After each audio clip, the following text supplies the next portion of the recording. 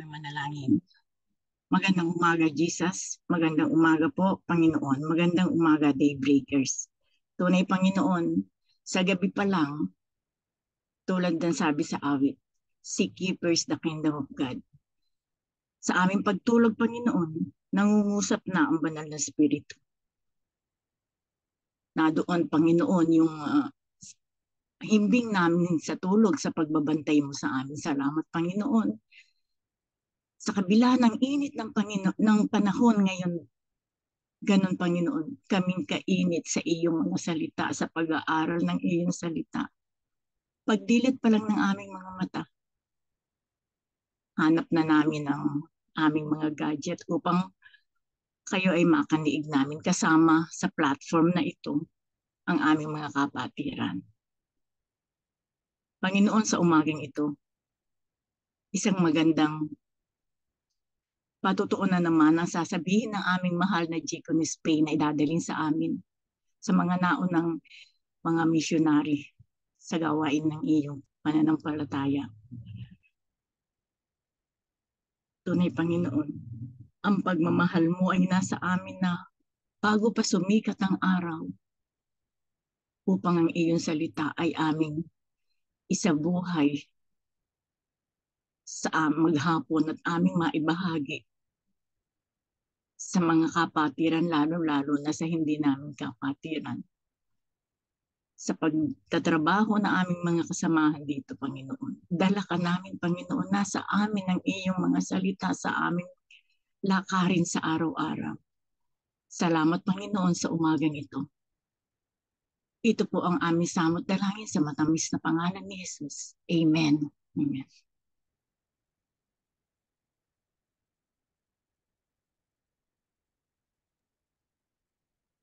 Amen po. Thank you po, Kaka Josie. Good morning po. Good morning po sa ating lahat. Share ko lang po yung aking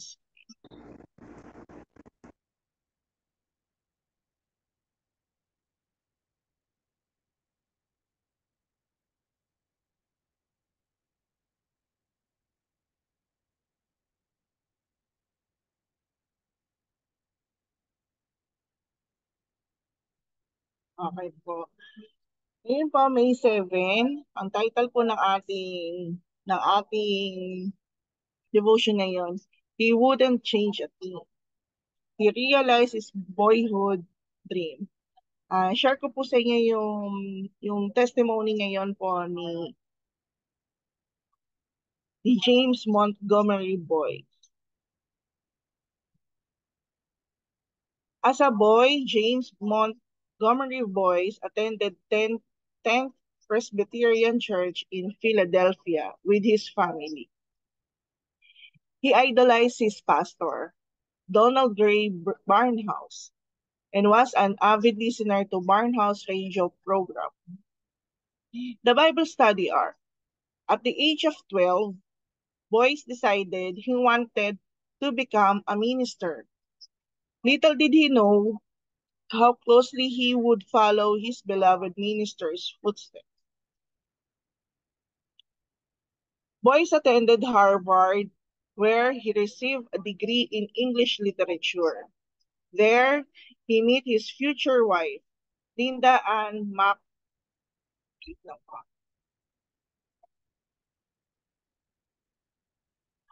McNamara at InterVarsity Christian Fellowship. She received a Master of Arts from Harvard, and they shared a dream of creating a Christian college preparatory school for needy inner city youth. After Harvard, Boyce went to seminary to prepare himself for becoming a minister. He then married Linda, and they moved to Switzerland so Jim could study at the University of Basel. After he received his doctorate, they settled in Washington, D.C., where he worked for the magazine Christian Today.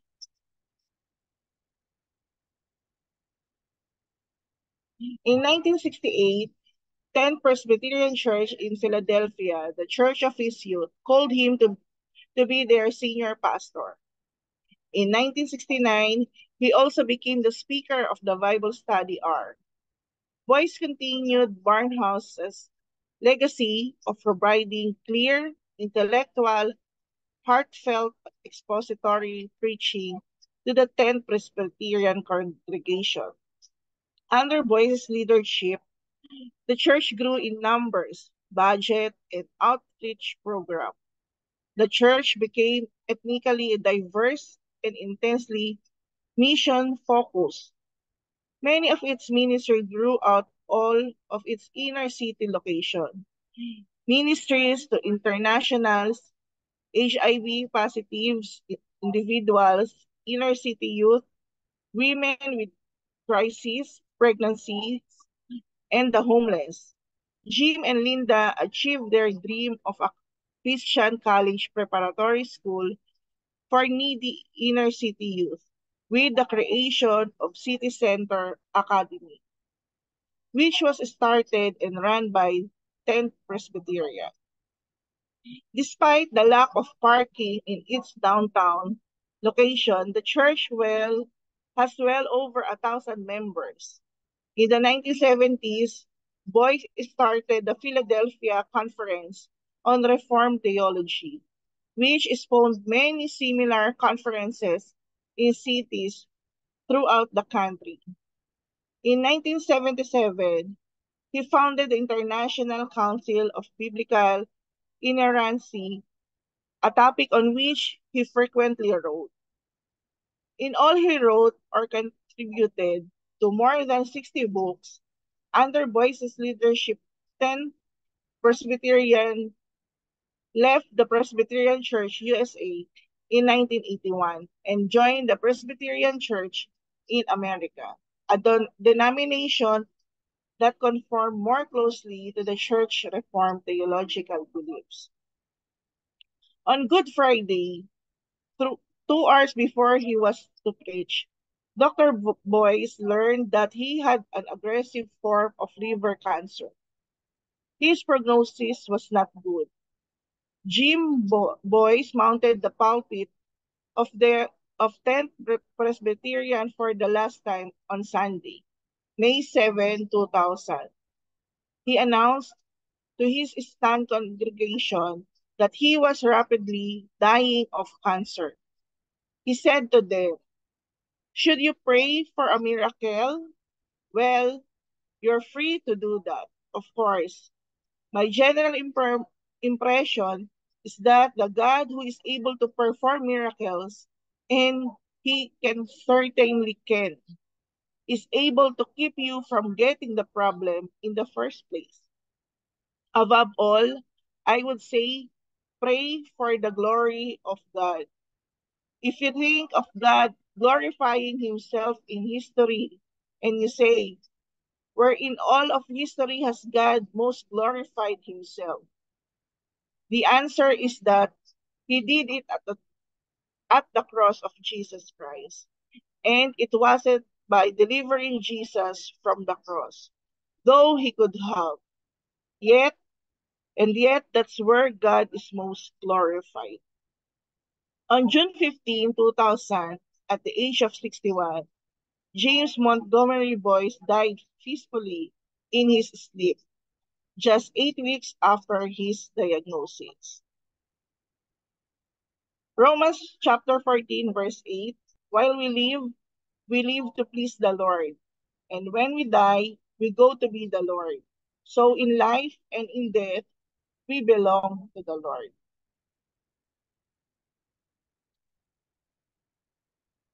Ito po yung nakita ko pong buhay ni ni Dr. Boyce. Una po, naniwala siya. He believed in the Lord who has called him is faithful and true. Ganon din po sa atin. Sinasabi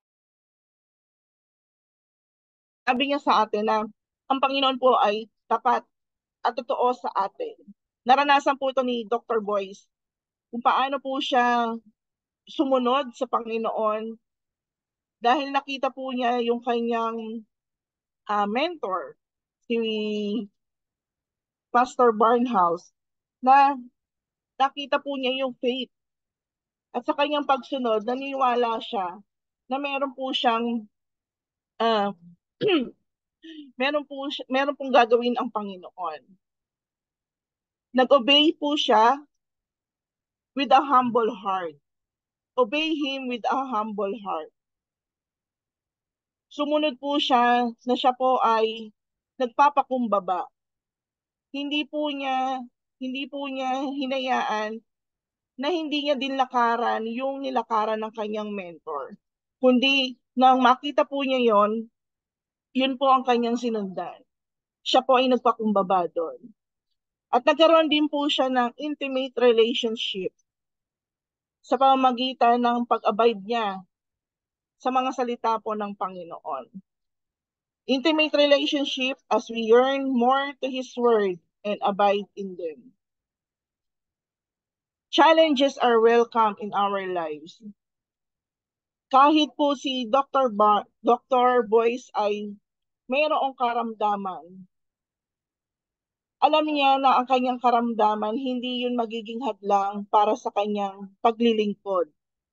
Alam din niya na sa kanyang karamdaman, ang kanyang buhay ay hindi na magtatagal.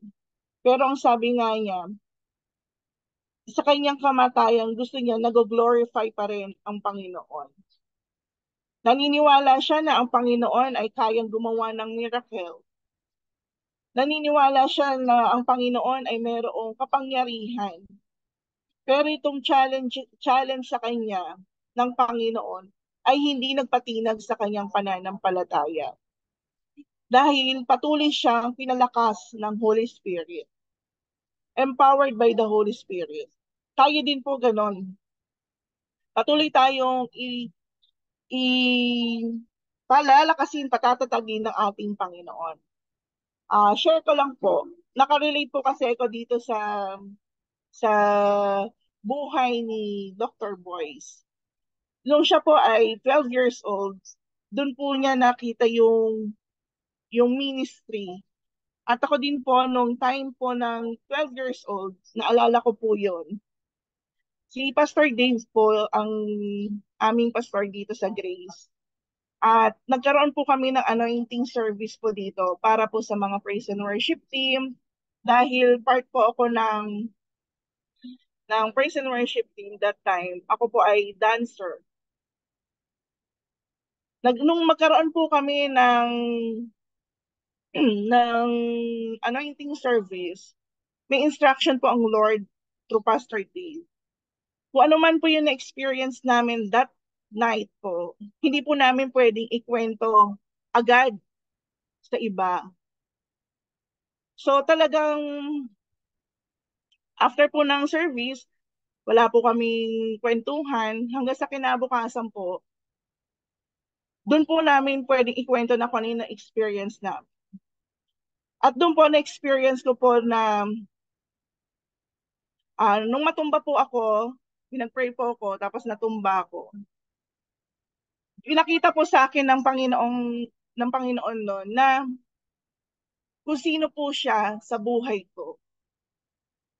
Pinakita niya sa akin na siya po yung tatay ko. Kasi that time po, namatay na po ang tatay ko. Kamamatay lang po ng tatay ko ng December. Parang yung year po na yon, October po yata nangyari yung yung anointing service. Doon ko po naranasan na yun nangusap po ang Panginoon sa pamamagitan po nung ng fall po. Ang liwanag po nung aking nakita. Ang sabi po ng Panginoon sa akin, Jane, gusto kita maging diakonisa. Sabi ko, Lord, ayoko po maging diakonisa. Kasi po gusto ko pong lakaran, gusto ko pong sundan yung ano po yung nagawa ng tatay ko. Kasi maraming frustration sa tatay ko, maraming insecurities. Gusto ko ako yung magtutupad nung, ng ano ko, nung mga dream ng tatay ko. Sabi niya po sa akin doon sa vision, sino bang masusunod? Ako o ikaw? Sabi niya, ako yung Diyos mo noon, nung bata ka, kung paano ka iningatan. At ako din yung Diyos mo ngayon. Hindi ako nagbabago. Sabi ko, Lord, paano yung mga ano ko, paano yung mga expenses ko sa pag-aaral sa Harris? Sabi niya, ako ang tatay mo, ako ang magpo-provide sa iyo. Kaya po nung time po na yan, talagang inano po ako ng Panginoon na in-empower niya po ako. At ang naging mentor ko po naman that time, dahil si Pastor Dave po ay umalis na po sa amin, si Ate Sharon po naiwan. At talagang si Ate Sharon Padang Kaha po, siya po yung ano sa akin na i-mentor po ako. At sabi ko, Lord, ano man po yung aking ano ngayon, hindi po kasi ako magaling. Sabi ko, Lord, hindi ako katulad ni Ate Sharon, magaling. Pero, sagot po ulit sa akin ng Panginoon, hindi ikaw ang makikita, kundi ako makikita sa buhay mo. At doon po, nag-aral po ako sa Harris, at thankful po ako dahil sa Grace ay nagkaroon po ako ng scholarship. Ang second sem ko po ay sa tita ko po. Tapos po, from the second year po, sabi ng ano po namin, i-consecrate na po kami sa Harris. So pag i-consecrate ka na po, talagang yung family mo, pupunta, ganyan. Parang one month before po ako ng consecration, na-aksidente po yung nanay ko. Nabanlian po siya ng kumukulong tubig. Kasi nga, nagtatrabaho siya doon sa tita ko. Sabi niya, pag buhos daw po niya, dumulas yung thermos, kaya nabanlian po yung hita niya.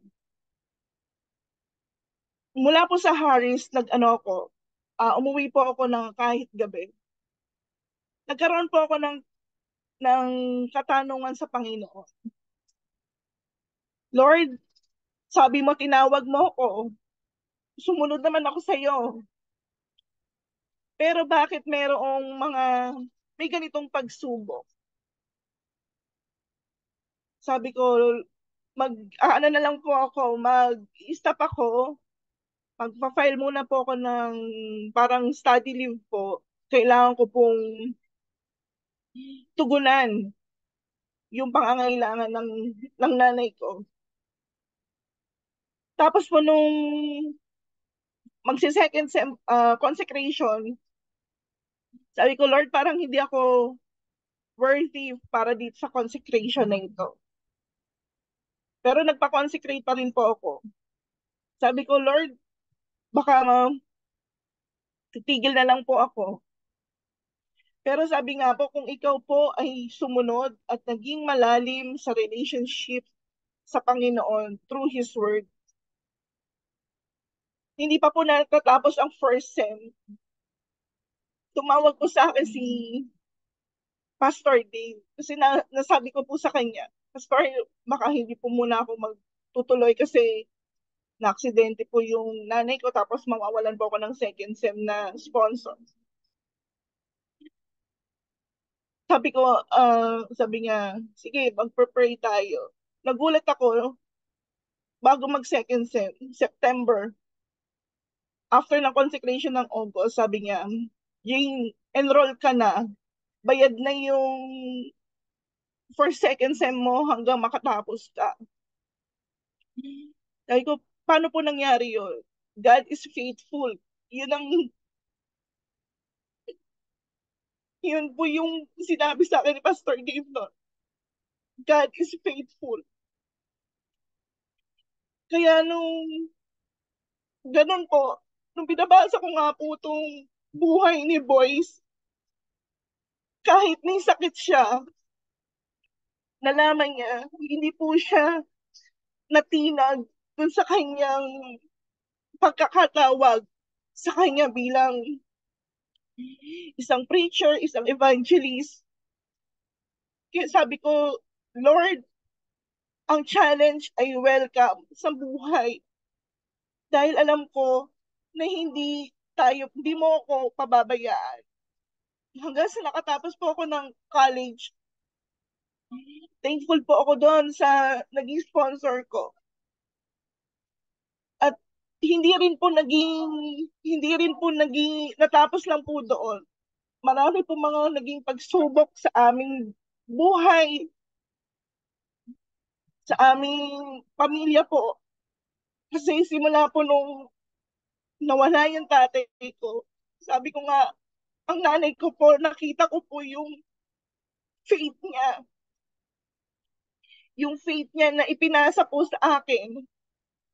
Pinasa niya po yun hindi dahil gusto lamang niya makilala namin ng Panginoon, kundi pinasa po niya yon kasi gusto niya maranasan namin kung paano po kumilos ang Panginoon sa aming buhay. At talagang ako po, nung nasa Harris, bigyan po kami ng assignment dun eh. Ang sabi po sa amin, kung ikaw ay mamamatay, ano ilalagay mo sa epita mo, doon sa lapida mo? At ito po yung aking ilalagay sa aking epita. Jane Flores Domingo Amparo, June 6, 1985, at kung kailan po ako tatawagin ng Panginoon, an ordinary woman who has an extraordinary God. An ordinary woman who has an extraordinary God. Ganon din po yung kay Boyce. Si Dr. Boyce po, ay patuloy siyang naging matatag. Meron din po siyang pangarap na school na tupad. Ako din po yun din po yung aking isa sa pangarap ko talaga. Na matagal ko na pong pinagpe-pray yun, na kung kalooban po talaga ng Panginoon, gusto ko pong magkaroon ng sariling school. Kasi sabi ko, yung gusto ko yung tuturuan ko yung mga street children, yung mga hindi kayang makapag-aral.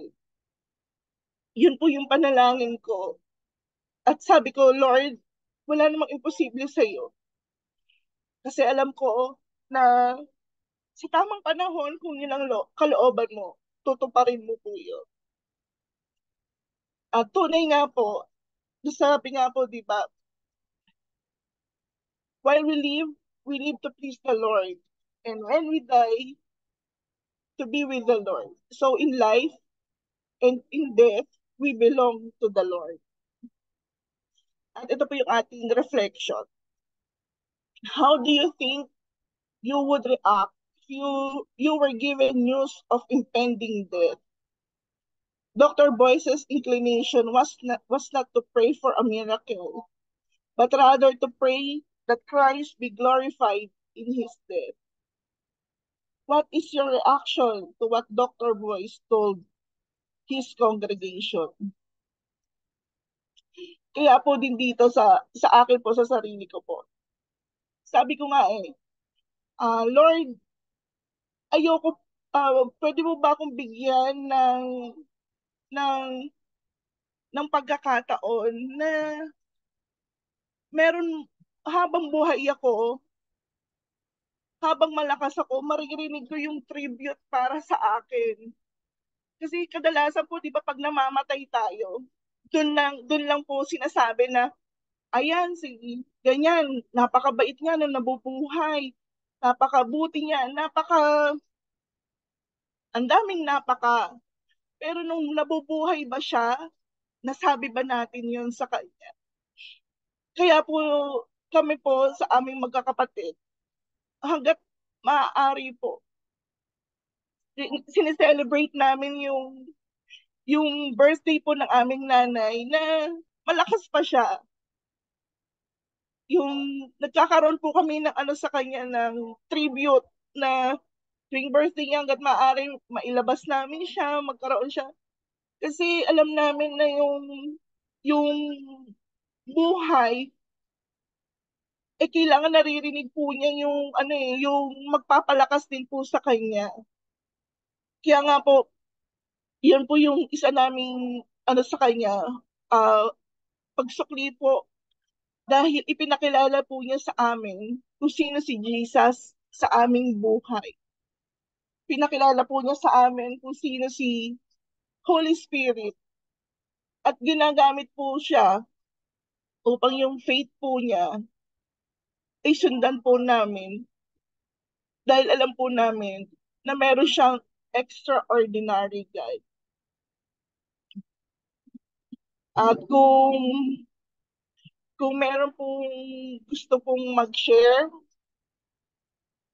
pwede po tayong makapag-share kahit po dito na lang po sa big group ng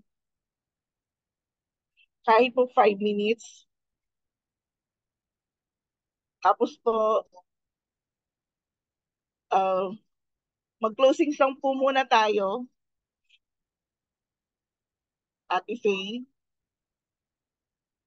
Sige sis, closing song na muna. Anong song na muna? Apo. Alright. Thank you, Sis Jane, for sharing. So we will do our closing song. Wait na.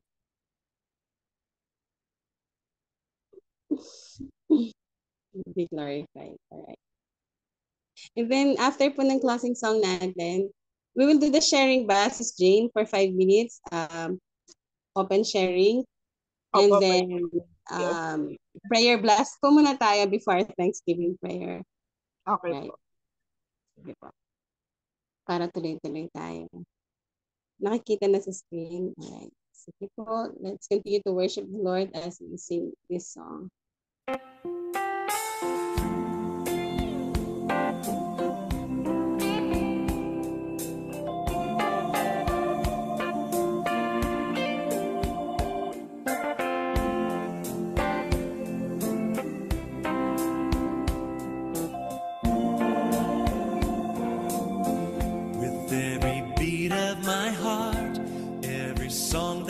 Sing every prayer that I pray, every offering I bring, in every thought that I have, every word that I say, oh, be glorified.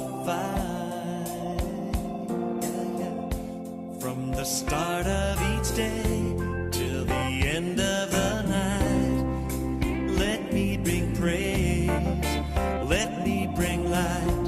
Lord, I offer my life as a sacrifice. Be glorified. Yeah, yeah. This is my prayer. It's the cry of my heart. Lord, I want my life to reflect who you are. Oh, Lord, please stir up the fire and burn everything till all I desire is you. With every breath that I take and everything that I do, let me lift up your name and bring honor to you. Let the words of my mouth only speak truth, oh, be glorified.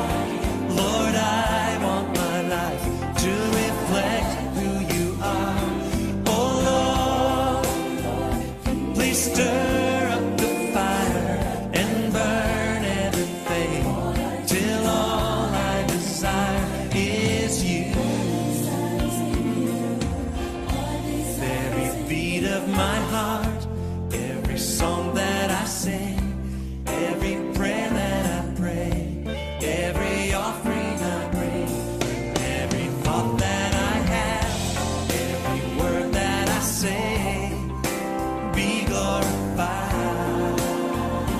Oh, oh, be glorified. Oh, yeah, be glorified.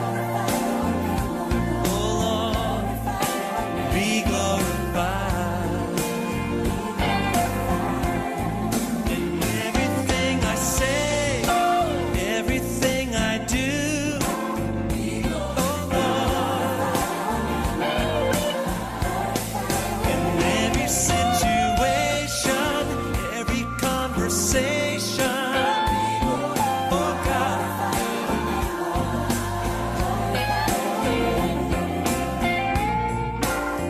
it's my prayer.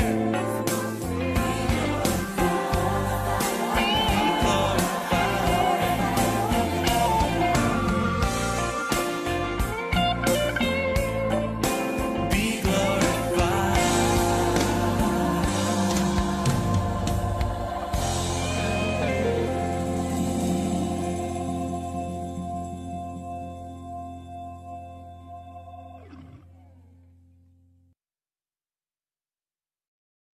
Hallelujah. Good morning, everyone. So instead of breakout rooms, as Deaconess Jane has requested, if there is anyone, we will do it here in the big group.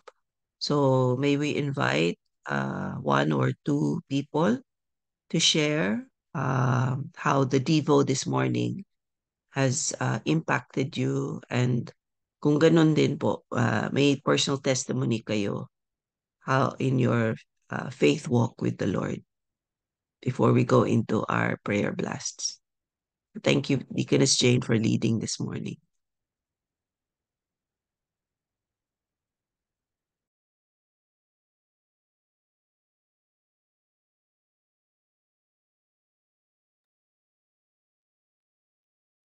Ano po ba? Narinig niyo po ba ako? Yes po, ate. Loud and clear.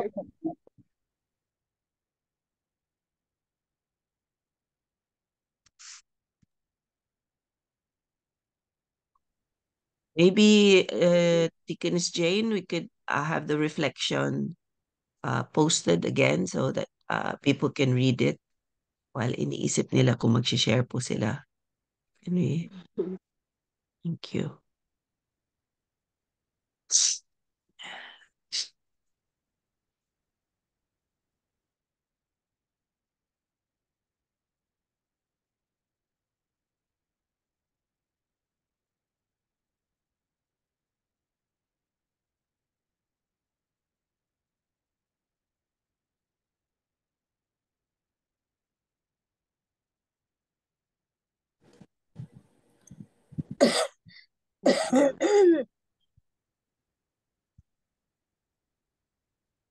Sige po.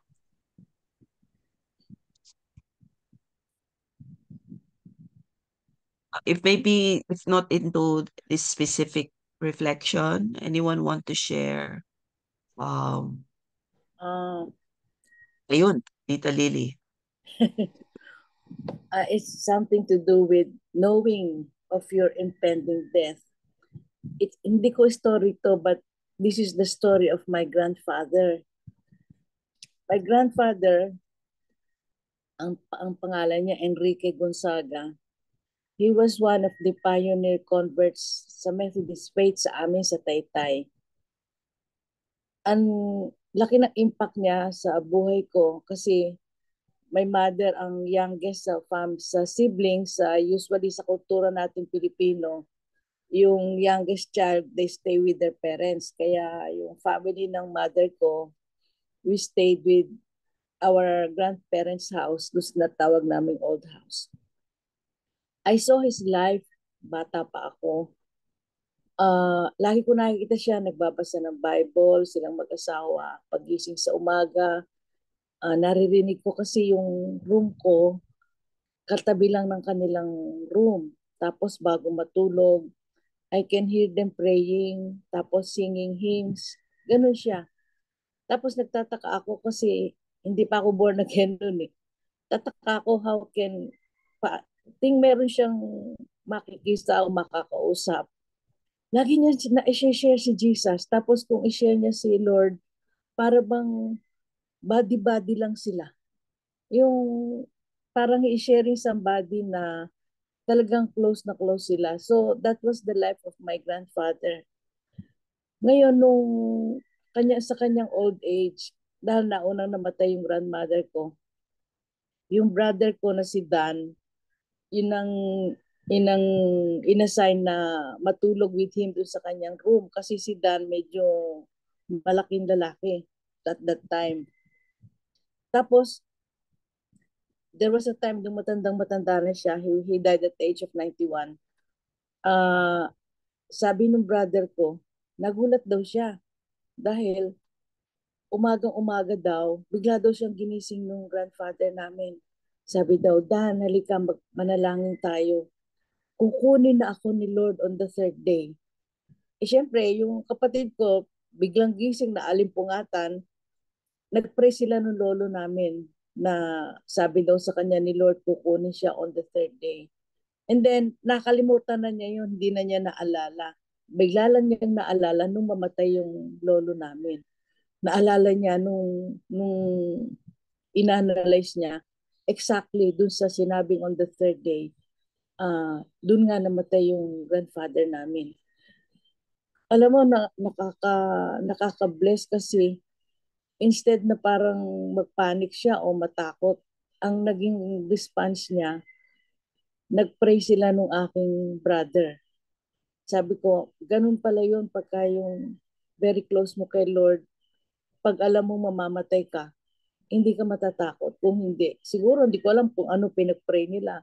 Maaring kami ang pinag-pray, yung may iwan niya, tapos yung thankful siya, nakukunin na siya ni Lord. So yun po yung kanyang kamatayan, yun po ang kamatayan yung grandfather ko. He knew, alam niya kung kailan siya mamamatay. And he prayed with my brother. Yun lang po. Thank you. Thank you po.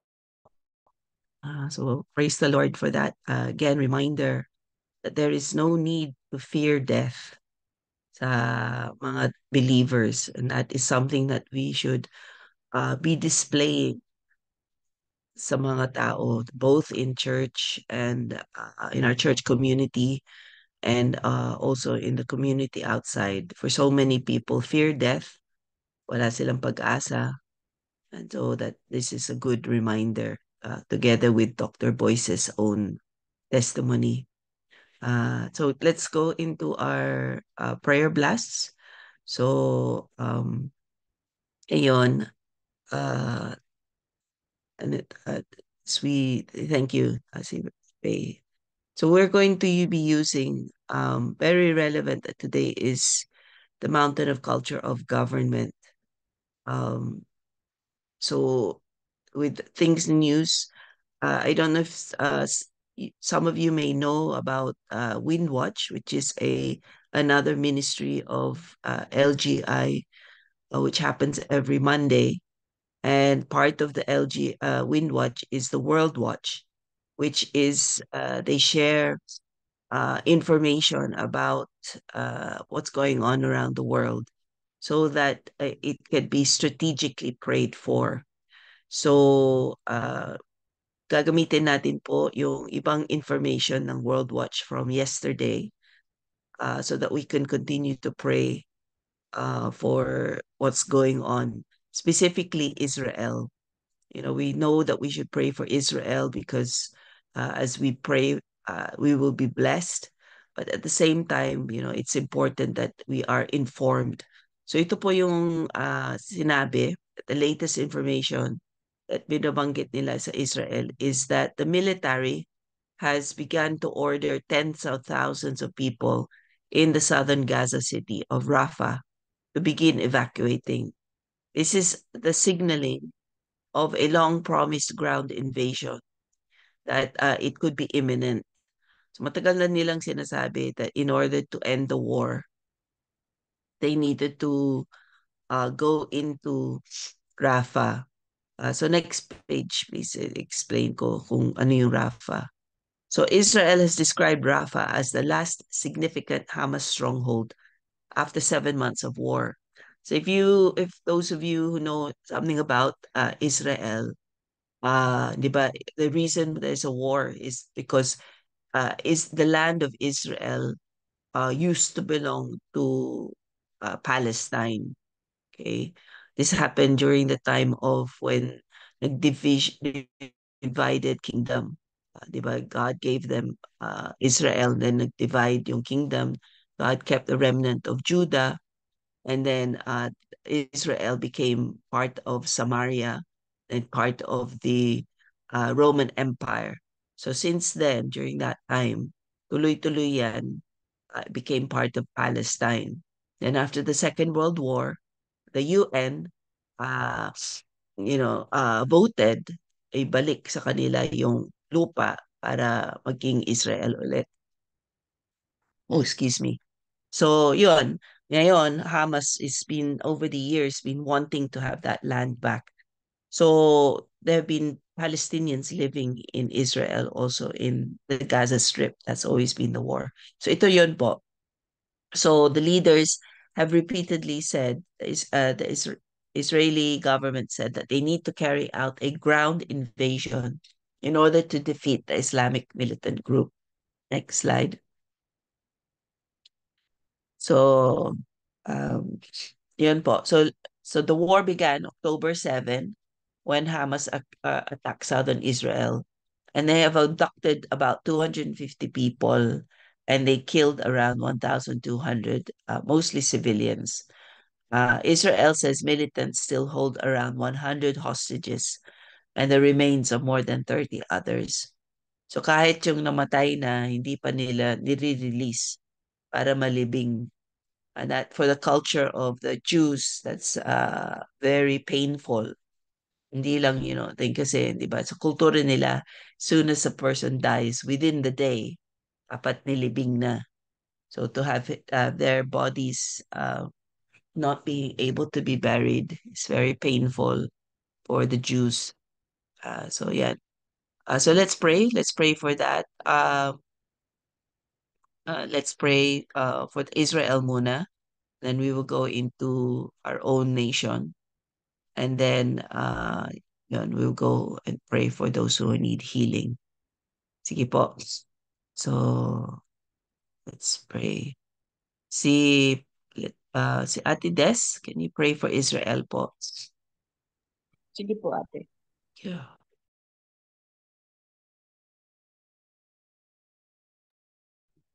Let's pray.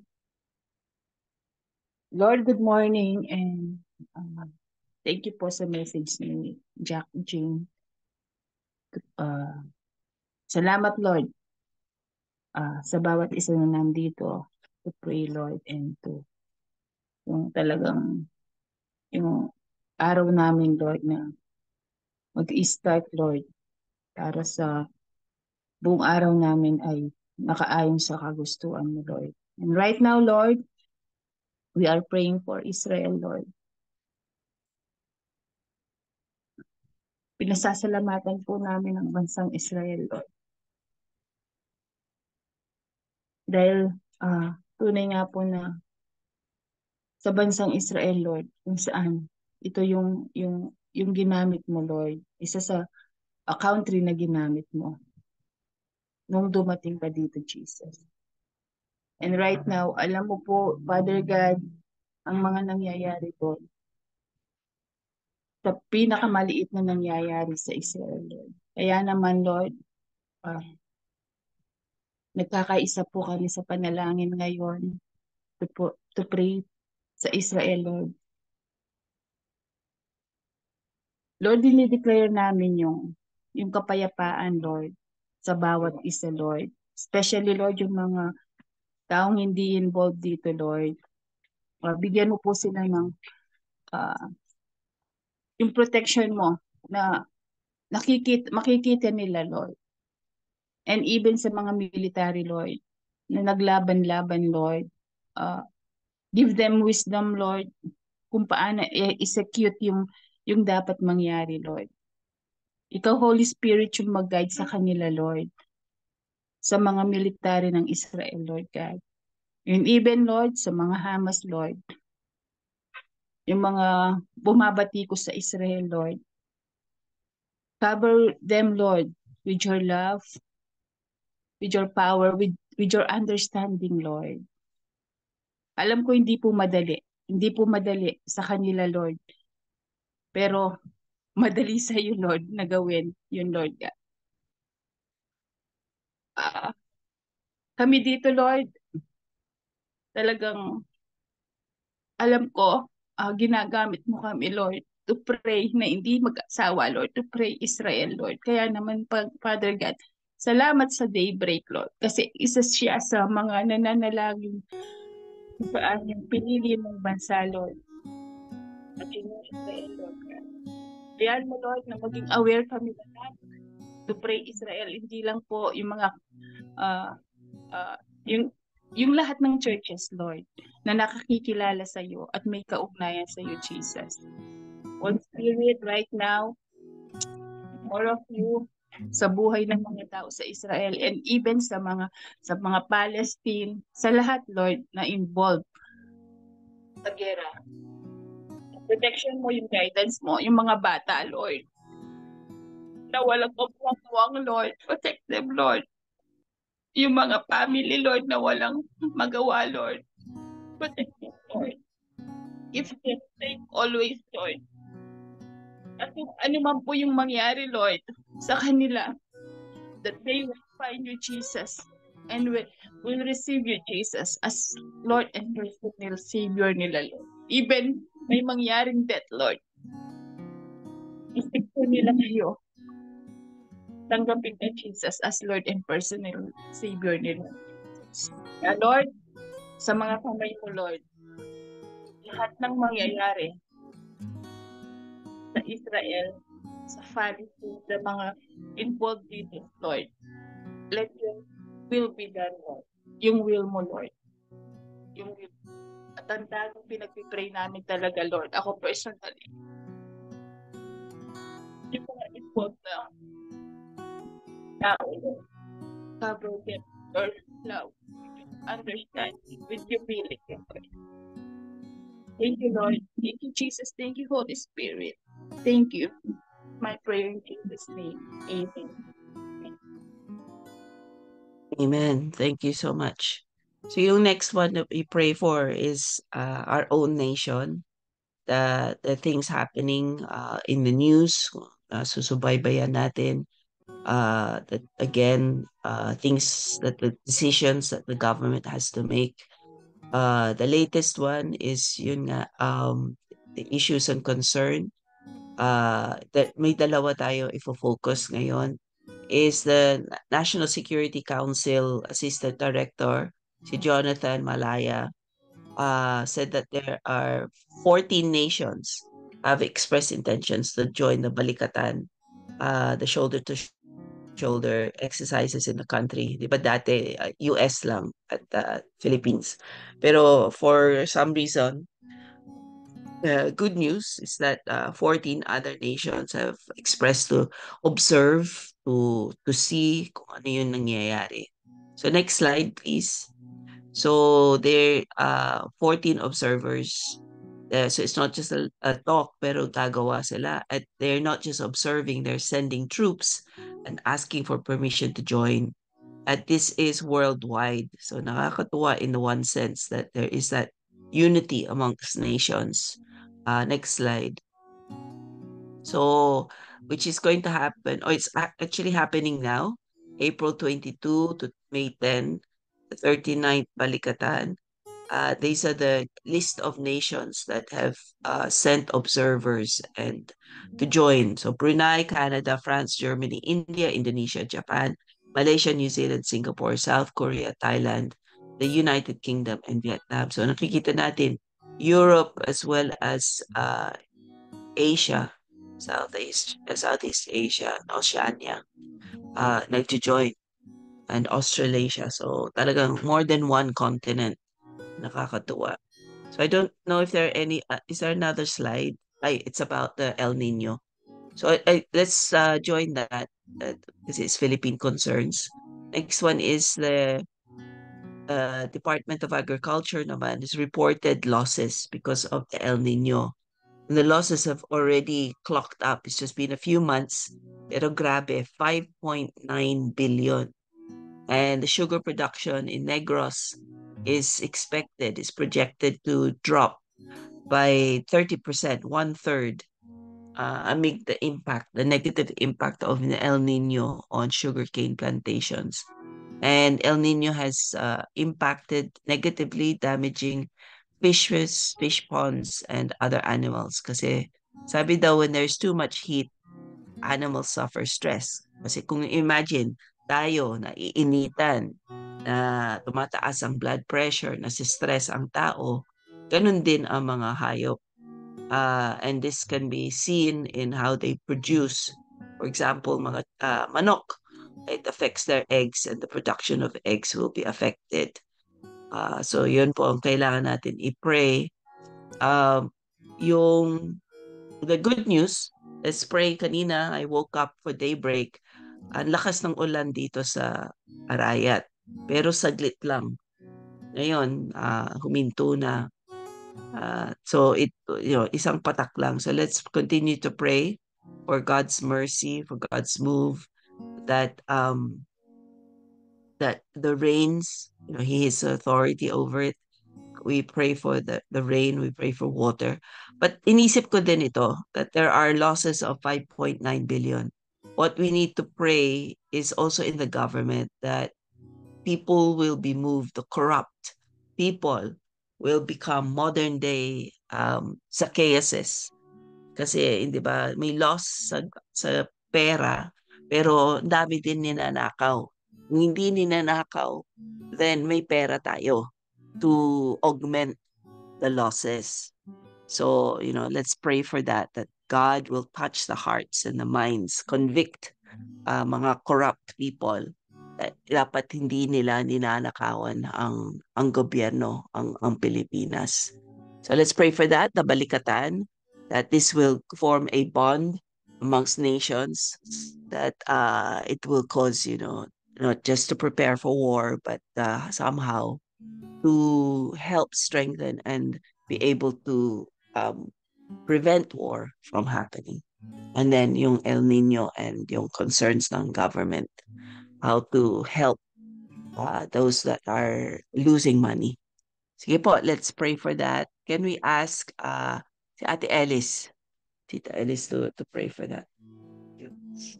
As we pray together. Ngayon na po ba, Pastora Vida? Ngayon na po.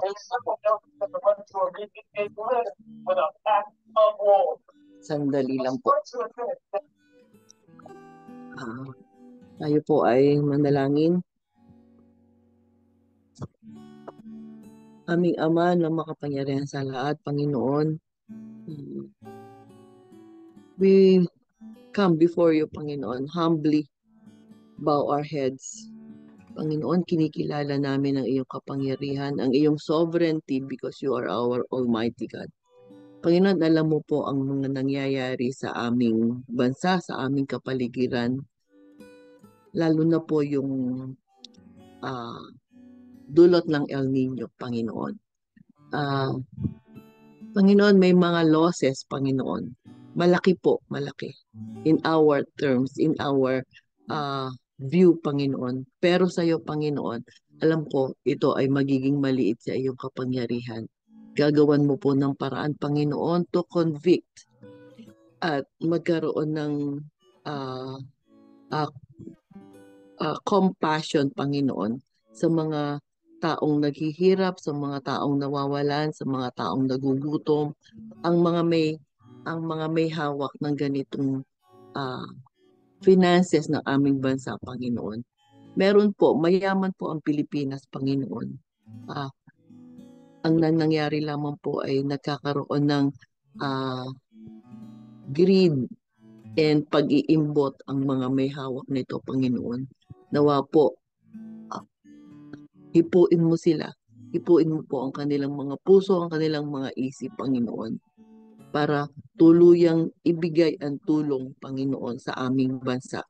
Sa uunlad pa nito sa pagkakaroon ng ah, tunay na pagtulong sa mga tao, Panginoon.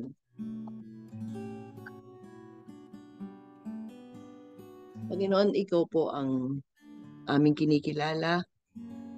Sa lahat ng ito, Panginoon, nilalapit po din namin ngayon ang balita, magandang balita ng mga nations, ng mga countries na gustong mag-observe, gustong sumama sa balikatan, Panginoon, with the Philippines, Panginoon. Alam mo po ang pangangailangan ng Pilipinas ah, sa ganitong kaparaanan, Panginoon. Alam mo po ang kakulangan namin. Alam mo po ang pangangailangan. Salamat po, Panginoon, sa kanilang mga ipinapakitang ah, kagustuhan or plano na kami ay tulungan sa balikatang ito, Panginoon. Let it be your will, Panginoon, sa ikabubuti ng bawat isa, sa bawat isang bansa, Panginoon. Ikaw po ang aming tanggulan, you are our strength, you are our hiding place, Panginoon, at lahat po ng ito ay aming inaasam na we will come out victorious in all this because, Panginoon, ikaw ang aming pinagkakatiwalaan.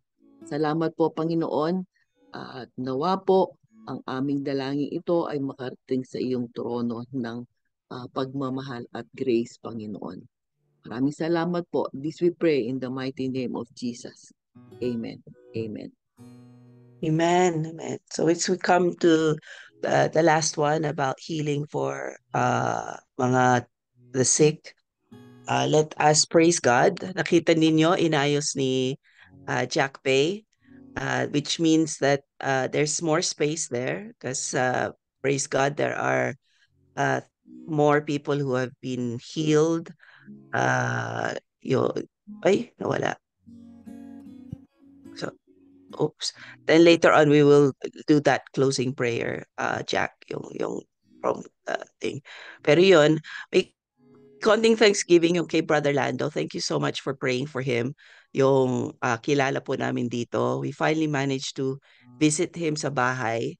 Yung update, my apologies na hindi na update. Unfortunately, kailangan pinutol yung paa niya. That talagang sinabi din ng second opinion na doctor that it needed to be cut off. But because of that, I believe in itself was a miracle because of all your prayers. Kasi alam natin, sepsis, it acts very quickly. So nagtataka ako kung bakit ang bagal nila kumilos kasi he didn't want to have his foot pinutol till his family persuaded him, and because his tamlay na siya, he couldn't be operated on agad. So talaga, as we were praying for his healing, I believe that really protected him kasi when finally he was naputol, it was about a week or a week and a half, and the sepsis had not spread. So praise God to that. So when we got to see him sa bahay, nakaupo siya. Yun. So please continue to pray for his healing. The leg was hindi lang sa paa. They had to cut it just under the knee. Yung tuhod niya, ganun kahaba kasi yun nga, to be able to make sure that walang infection na iwan. They had to cut from a healthy part of the body. So yun, yung pain, yung what they call ghost pain sa paa, we need to pray that yung pastor namin makakabisit on a regular basis at that papayagan kasi hindi pa si Kuya Lando ay INC. So let's pray for that. And as we continue to pray for people there, let's also pray yung pinost ni Pastor David dito sa group chat, yung Topak Pasio family, where Brother Billy namatay siya a few days ago. Sudden heart attack. So let's pray for families also for healing of the grieving as they go through the grieving process. So can we ask si Tita Lily to pray for that, to pray for the healing? Thank you po. Okay. Tayo po manalangin. Father God, as we come to your throne of grace, we come with thanksgiving, Panginoon, sapagkat nakita po namin at alam po namin na you are the same, di po kayo nagbabago. Kung paano po nagpagaling kayo noon na aming nababasa mula sa iyong mga salita. We also see and experience that you continue to heal, Lord. Hindi lamang po physically, kundi spiritually, mentally. Lord, lalong-lalo na po sa iyong mga anak. Panginoon, sa umagang ito, nililift up po namin sa iyo ang mga kapatid namin na nakasulat po dito sa aming ipapanalangin. Alam po po, Panginoon, na mayroon pa pong iba. And you know them, Lord. At ito pong aming mga kapatid na aming nililift up ngayon, higit mo pong alam ang kanilang kalagayan. Higit mo pong alam ang kanilang pangangailangan. We pray not only for physical healing but also for mental and spiritual healing. At higit sa lahat, Panginoon, amin pong dinadalangin ng kanilang mga kasama sa kanilang pamilya, ang mga nag-aalaga po sa kanila. At ang finances na involved sa mga kalagayan na ito, hindi po madali, Panginoon, ng mayroong karamdaman. Pero sa iyo po namin pinagkakatiwala ang lahat ng ito, sapagkat ang iyo pong provision para sa iyong mga anak ay laging sapat. Hindi ka po nagkukulang. Kaya Panginoon, ngayon pa lamang po ay pinagpapasalamat na namin ang iyong gagawin at iyong ginawa na para sa mga anak mo ito na may karamdaman. At ikaw po ang mapapupurihan, Panginoon, ikaw ang mag-glorify. Gaya ng aming napag-aralan ngayong umaga. Sa lahat po ng bagay, maging sa buhay, maging sa kamatayan, you will be glorified. In the mighty name of our Lord Jesus Christ. Amen and amen. Amen. Thank you. So this is the verse that is given in the World Watch. And then they had also a prayer that let us all join in praying for that. Ito yung verse, kahit ano yung nangyayari sa buong mundo, sa paligid din natin dito sa Pilipinas, sa community natin, this is the promise of the Lord. So do not fear, for I am with you. Do not be dismayed, for I am your God. I will strengthen you and help you. I will uphold you with my righteous right hand. And let us unmute and let's pray this declaration prayer together. And then after that, can we ask Ati Alice to do the closing prayer? And then if Pastor David is back to do the benediction. Thank you po. Sige po, let's all unmute. Let's pray this. Today, Lord, But today, Lord, amid the troubles that shake our world and our nation, we hold fast to your promise that you are with us. You are our God. You are sovereign.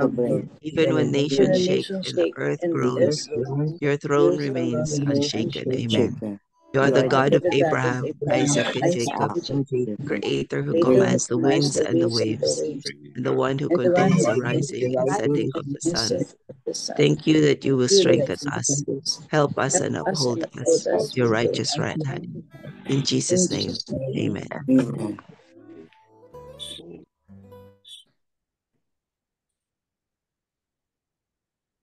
Ate Alice. Magpe-pray na po ba ako, Pastor? Yes, please po. Thank you. Sige po. Tayo po'y manalangin. Dakilang Diyos, aming Ama, kami po ay nagpupuri, nagpapasalamat muli sa aming pagkakarinig sa dakilang mensahe na inyong pinarating para sa amin sa pamamagitan ng iyong dakilang anak na Deaconess Jane po ba. Salamat po, Panginoon, sa buhay na pinakita sa amin ng aming subject topic ngayon na tunay na kahanga-hanga dahil hindi siya nalungkot sa kanyang kaalaman na kukunin mo na siya, subalit punong-puno siya ng papurit pa sa salamat at pag-asa na nawa mabigyan ng papuri ang kanyang isinabuhay dito sa lupa. Kagaya po niya, Panginoon, dalangin namin ang bawat isa sa amin, kung iyong tatawagin, ay maging kapuri-puri ang naging isinabuhay dito sa mundo. At dalangin po namin na bilang isang tunay na Kristiyano na tinawag mo at pinagpala mo sa pamamagitan ng aming spiritual na buhay, ay maging legacy din, hindi lang po sa aming pamilya, kundi sa buong mga nakakakilala sa amin. Nawa, Panginoon, tumawag ka pa ng mga tao upang maging tunay na lingkod mo, Panginoon, at maging part ng iyong kawan, Panginoon. Alam po namin na yan ang iyong nais, ang iyong tawagin kami bilang iyong tapat na lingkod, Panginoon. Salamat nga po sa daybreak na ito na patuloy na nagiging pagpapala po sa aming buhay. Kasama po ako doon dahil alam ko na ang kagalingan ko ay nanggaling po sa iyo. Kaya nga po, Panginoon, sa oras na ito, pagpalain mo pa po ang bawat isa sa amin, ang pamilya namin, ang buong sambayan namin, at even the churches that we belong to, Panginoon. Wala naman pong division sa iyong harapan, sapagkat hanggat nananampalataya sa iyo at tunay na nagtatapat sa iyo, Panginoon, mga anak mo pa rin po. Kaya nga po, Panginoon, ang dalangin namin, yung mga nasa mga UMC, Panginoon, ay makasumpong din po ng tunay na katotohanan na nanggagaling sa iyo. Yan po ang samot dalangin namin sa pangalan ni Jesus. Amen. Let's receive the benediction of the Lord according to Ephesians chapter 3, verses 14 through 21. For this reason, I bow my knees to the Father of our Lord Jesus Christ, from whom the whole family in heaven and earth is named, that he would grant you, according to the riches of his glory, to be strengthened with might through his Spirit in the inner man, that Christ may dwell in your hearts through faith, that you, being rooted and grounded in love, may be able to comprehend with all the saints what is the width and length and depth and height, to know the love of Christ, which passes knowledge, that you may be filled with all the fullness of God. Now to him who is able to do exceedingly abundantly above all that we ask or think, according to the power that works in us. To him be glory in the church by Christ Jesus to all generations, forever and ever. In the name of the Father, and of the Son, and of the Holy Spirit. Amen. Amen. Shalom. Amen. Thank you, Amen. Deacon. Shalom, everyone. Thank you, Deaconess Jane. Deaconess Thank you, Jane. Thank you for Deaconess everyone Jane. who prayed. Deaconess Jane. Picture po. Open your cameras. 1, 2, 3. God bless all. One more. Thank you po. Okay na. God bless Shalom. everyone. Shalom, See you again everyone. tomorrow. Thank you. Bye-bye. Bye-bye.